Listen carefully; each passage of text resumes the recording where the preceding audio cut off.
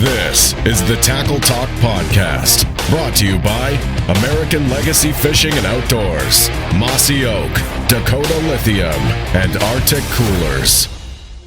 All right, everybody, we're here with Chris at the Daiwa booth. Chris, some cool new reels just coming out from Daiwa. Can you tell us about them? Yeah, so one of the first ones we'll talk about is going to be the new BF70 model. So this is a reel that's going to be appealing to those bait finesse style anglers.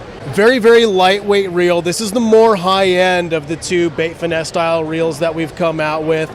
This BF70 model is designed and created to be a very, very lightweight reel compared to the other model, which we'll get into a little bit later on. So the BF is going to incorporate an aluminum gearing system to further cut down on the weight compared to a brass gearing system. We're also going to see a lightweight A7075 spool. You'll see unique cutouts on that spool designed to further lower the weight, lower the mass of that spool, and therefore prevent backlashes when you're fishing those very lightweight lures. You know, the idea behind BF fishing, bait finesse style fishing, is to essentially be able to throw lures that you would normally be forced to throw on spinning tackle. Now you can throw with the accuracy and the control of a bait casting style reel. So that's the direction behind this particular model. What weights are you typically seeing people in the lure weight size throwing with this? Yeah, so I mean there's a variety that can be used for this style of reel. I would say probably in the maximum of a 1/4 ounce, probably all the way down to an 1/8 ounce. Now you could probably take that down to a 1/16 as long as you have the proper line complementing that style. So for line, we would recommend something in like a 6-pound, whether that's braid or monofilament. You know, you want that lightweight, lower diameter line. So it's interesting, with regular reels, we're always used to worrying about the low end of the weight of the lure that we're fishing, obviously. So like, you know, you're throwing a 3/16 or something, it gets a little tough sometimes on a bait caster. It's where a BFS comes into setup. But you also said that there's a max weight that you would probably throw on a BFS. Can you tell us why it would be important not to max out that weight of the lure?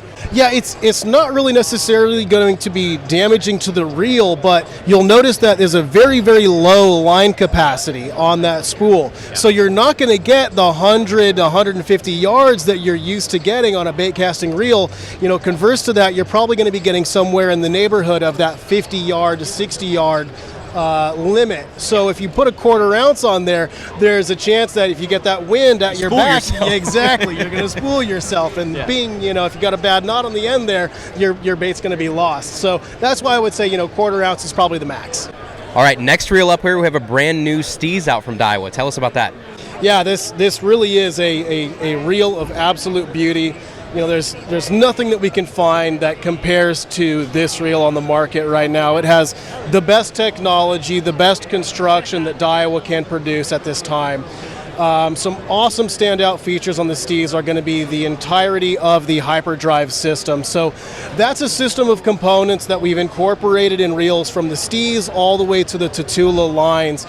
Basically, it's the optimal construction and features for a bait casting reel. So with a hyperdrive design, you're getting the best cutting of the gears, which allow for a 3-point contact between the pinion and the drive gear. Basically, that translates to constant contact, buttery smooth rotation. I'm not kidding when I'm telling you I had a hard time getting used to it, because it feels like you're not even bringing line in as you're rotating that handle. So it gets a little bit, it takes a little time to get used to.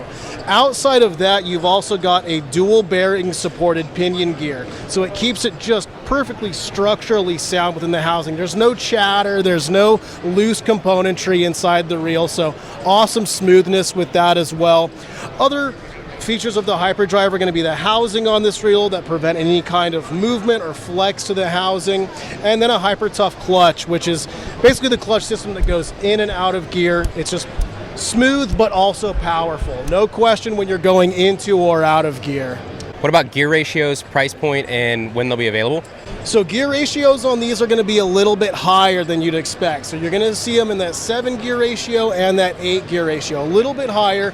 That 7 gear ratio is going to be the most versatile, going to allow anglers to slow that handle retrieve down when they need to, but also be able to fish at a normal retrieve. If they need to speed it up, all you got to do is rotate that hand a little bit faster. For the guys that like to fish that high speed stuff, we've also got that 8.1 to 1 for them. We're likely going to see these coming out onto the market a little bit closer towards ICAST, somewhere around those lines. Price point, you can see it's going to be a $750 reel, so it is definitely for that elite series of angler that is looking for the best of the best that he can get.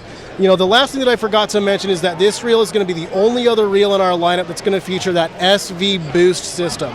So that boost system is going to increase that casting distance, similar to what we've seen on the Zillion models, now stepped up into a Steez platform.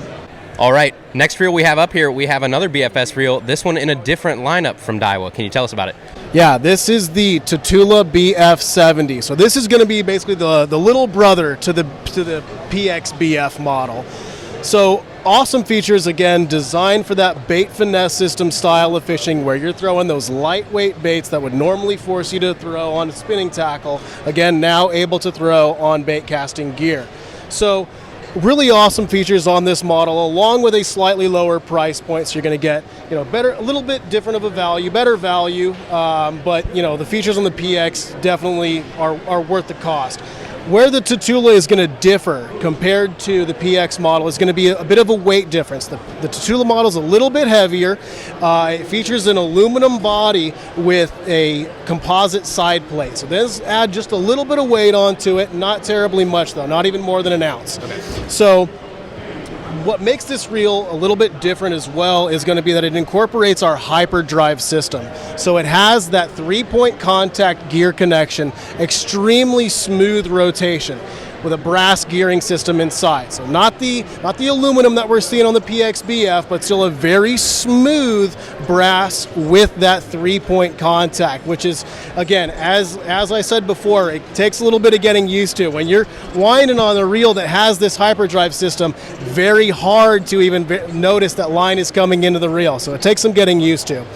Outside of that, a A7075 spool, a little bit different of a waffle cut on these, not removing as much material from that spool. Still able to cast those lure weights down to a 16th ounce, no problem. And again, just like the PX model, up to a 4th ounce would probably be the max that I would recommend throwing on a reel like this, just due to that line capacity factor. So when people are shopping around, what is the price difference between the two? Price difference between the two. So the Tatula model is a $239. The PX model is going to take you up to that $349 price point. So okay. $100 difference, essentially.